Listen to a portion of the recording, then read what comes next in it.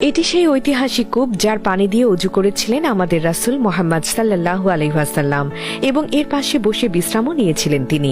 Medina শহরের প্রাণকেন্দ্রে কুবা মসজিদের পশ্চিম দিকে এই কূপের অবস্থান, যাকে ডাকা হয় এথিক কূপ।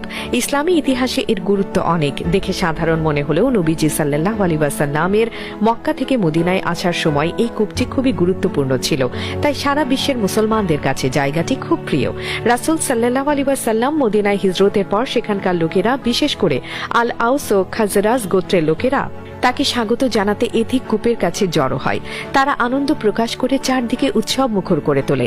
এই কূপের কাছেই রাসূল সাল্লাল্লাহু আলাইহি ওয়াসাল্লাম ও আবু বকর রাদিয়াল্লাহু তাআলা আনহু একটি বাগানে বিশ্রাম নেন। প্রচন্ড রোদের কারণে আবু বকর রাদিয়াল্লাহু তাআলা আনহু তার চাদর দিয়ে রাসূল সাল্লাল্লাহু আলাইহি ওয়াসাল্লামের জন্য ছায়ার ব্যবস্থা করেন, আর মদিনার লোকেরা এথিক কূপ থেকে তাদের পরিষ্কার পানি এনে দেয়। এথিক কূপটি রয়েছে বুস্তান আল মুস্তাজাল নামের একটি বাগানের মধ্যে। একটি পাথরের দেয়াল দিয়ে ঘেরা বা বাধাই করা কূপটিতে এখনো টলটলে পরিষ্কার পানি আছে, যা এর ঐতিহাসিক গুরুত্ব ধরে রেখেছে। এর কাঠামো ও গুরুত্ব ধরে রাখার জন্য 1064 হিজরিতে এটি মেরামত করা হয়। এখন দর্শনার্থীদের বিশ্রাম নেওয়ার জন্য বসার জায়গা এবং হাঁটার পথ সহ বাগানটিতে ঘুরে দেখার মতো নানা ব্যবস্থা রয়েছে। আর এই বাগানের পরিবেশও অনেক নিরিবিলি ও শান্ত। কুবা মসজিদের কাছে এথিক কূপের অবস্থান এটিকে আরো গুরুত্বপূর্ণ করে তুলেছে। কুবা মসজিদ ইসলামের প্রথম মসজিদ, যার ভিত্তি রাসূল সাল্লাল্লাহু আলাইহি ওয়াসাল্লাম নিজেই মদিনায় আসার পর স্থাপন করেছিলেন। কূপটি মসজিদের পশ্চিম দিকে, তাই দর্শনার্থীদের জন্য এটি একটি বিশেষ জায়গা।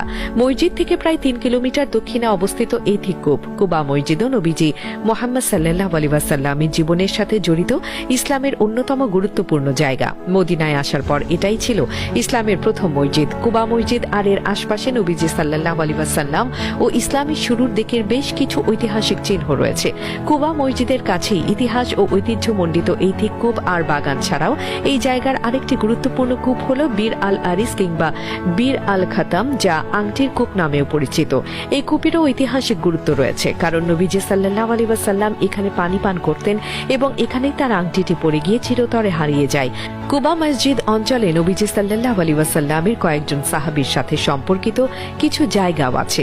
নবীজি সাল্লাল্লাহু আলাইহি ওয়াসাল্লাম মদিনার কেন্দ্রে আবু আইয়ুব আল আনসারী রাদিয়াল্লাহু তাআলা আনহু এর বাড়িতে যাওয়ার আগে কিছুদিন সাদ ইবনে খায়তামা রাদিয়াল্লাহু তাআলা আনহু এর বাড়িতে ছিলেন বলে মনে করা হয়।